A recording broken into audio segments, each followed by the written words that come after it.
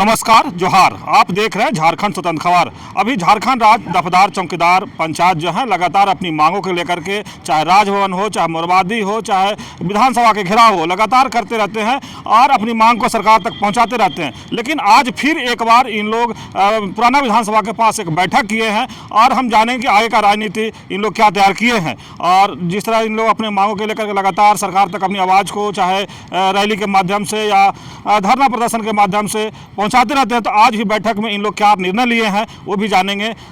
क्या कहेंगे, आज आप लोग बैठक किए थे, क्या निर्णय लिए आप लोग? जी, आज झारखंड राज्य दफदार चौकीदार पंचायत की आवश्यक बैठक हुई है पुराना विधानसभा के मैदान में, और इसमें हम लोगों ने सर्वसम्मति से फैसला किया है कि जिलों में चौकीदारों के रिक्त पदों पर जहां भी नियुक्ति हो गई है और जहां नियुक्ति प्रक्रिया जारी है, वो झारखंड चौकीदार संवर्ग नियमावली 2015 में जो प्रावधान किए गए हैं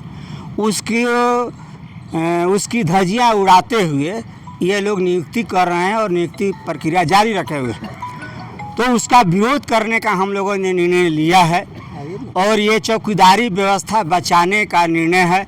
हम लोग चाहते हैं कि झारखंड में चौकीदारी व्यवस्था बचे। झारखंड में चौकीदारी व्यवस्था समाप्त करने पर झारखंड सरकार के जो जिम्मेवार पदाधिकारी वो तुले हुए हैं और नियम और कायदों को ताक परख करके नियुक्ति प्रक्रिया किसी तरह से पूरा कर रहे हैं। आपके माध्यम से माननीय मुख्यमंत्री श्री हेमंत सोरेन जी को मैं बताना चाहता हूं कि झारखंड चौकीदार संवर्ग नियमावली 2015 में प्रावधान है कि 100 से 120 आवासीय घरों का एक बीट होगा, यानी समूह होगा। वो झारखंड में कहीं तय नहीं हुआ है। उसमें यह भी प्रावधान है कि जिस बीट में जिस चौकीदार की नियुक्ति होगी उस बीट का अस्थायी निवासी होना अनिवार्य होगा। यहाँ देखा जा रहा है कि दूसरे प्रखंड के लोगों को बुला करके दूसरे प्रखंड में बहाली की जा रही है। बीट और पंचायत की तो बात अलग है, दूसरे प्रदेश के लोगों को भी बहाली की जा रही है चौकीदार के पद पर। और उसमें ये भी प्रावधान है नियमावली में कि जिला स्तर पर जो आरक्षण रोस्टर है उसका अनुपालन किया जाएगा। लेकिन झारखंड में जहां भी चौकीदारों के रिक्त पदों पर विज्ञापन निकाला गया है उसमें कहीं पिछड़ा वर्ग का पद शून्य है, कहीं अनुसूचित जाति का पद शून्य है, कहीं अनुसूचित जनजाति का भी शून्य है। तो ये भारतीय संविधान के अनुच्छेद 15 के उप अनुच्छेद 4 और भारतीय संविधान के अनुच्छेद 16 के उप अनुच्छेद 4-5 के भावना के खिलाफ में है और उसका उल्लंघन है। हम राज्य सरकार से मांग करते हैं कि जिलों में चौकीदारों के पदों पर जहां भी नियुक्ति हुई है इसको आप तत्काल रद्द करके चौकीदारी व्यवस्था को बचाइए। और हमने माननीय मुख्यमंत्री जी को 30 नवंबर पिछले साल मिल करके जब बधाई देने गया था तो कहा था कि आप झारखंड में चौकीदारी व्यवस्था बचाइए, क्योंकि यहाँ चौकीदारी व्यवस्था समाप्त हो रही है। जो बीट के लोग बहाल नहीं होंगे वो चौकीदारी क्या करेंगे? वो वहाँ के लोगों के आचार व्यवहार, पुसुत दर पुसुत लोग कैसे रहे हैं, उनके बारे में वो क्या सूचना दे सकते हैं सरकार को? इस प्रदेश में उदाहरण है कि सरकार का सारा विजिलेंस फेल हो जाता है और चौकीदार उसका उद्भेदन करते हैं। एसपी साहब या डीसी साहब थाना में बैठे रहते हैं उद्भेदन कराने के लिए, लेकिन उनका कोई विजिलेंस इसमें सफल नहीं होता है।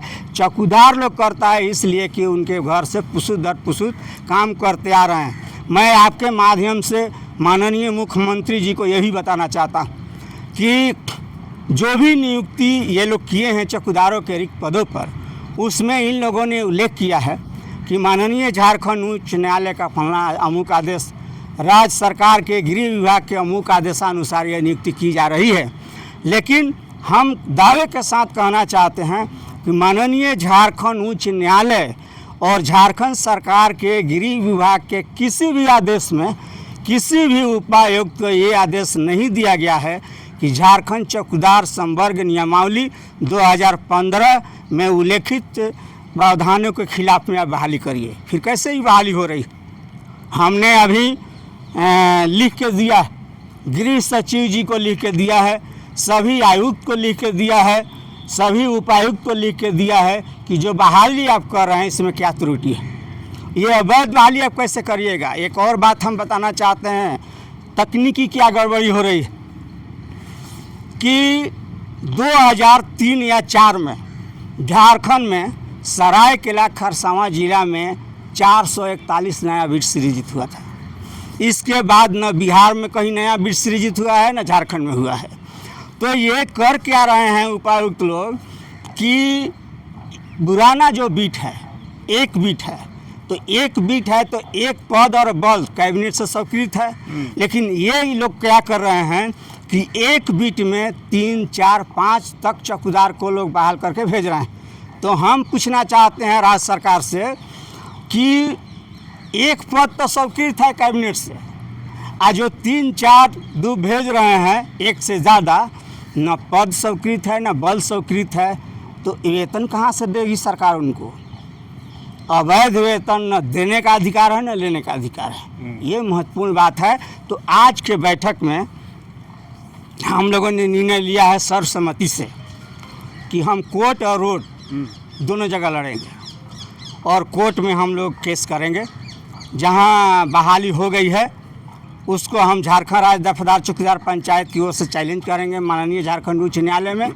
और जो अभी झारखंड विधानसभा का बजट सत्र शुरू होने वाला है, तो इसमें हम लोगों ने निर्णय लिया है कि पूरी मजबूती से 18 मार्च को, होली के बाद 18 मार्च को झारखंड विधानसभा के सामने हम लोग धरना पर बैठे। लेकिन पिछले बार भी आप राजभवन में जब जो नियुक्ति हुआ है चौकीदारों का, उसको विज्ञप्ति जो निकला था उसको आप प्रतियां जलाए थे, तो क्या आपका जो लगातार आंदोलन हो रहा है और जो आप जिस तरह से कर रहे हैं कि जो नियुक्ति हो रहा है वो भी एक तरह से गलत नियुक्ति है, उस पर सरकार क्यों नहीं आप लोग की बात सुन रही है? देखिए, सरकार की ये बात है, हमारा जो काम है, जो वो गलती कर रहे हैं उसको मैं बता रहा हूँ कि गलत हो रहा है। अगर निर्णय नहीं लेंगे तो चौकीदारी व्यवस्था समाप्त हो जाएगी और चौकीदार को वो लोग कमज़ोर समझ रहे हैं जैसे लगता है। इन लोगों को मालूम नहीं है कि पूरे हिंदुस्तान में चौकीदारी व्यवस्था है, लेकिन बिहार के या झारखंड के चौकीदार ही सरकारी हैं। किसी के सामने सर झुका के नहीं, सीना तान के या सड़क पर लड़ करके लिए हैं हम लोग, इसको भी लड़ के ही लेंगे, ये सरकार याद रखे।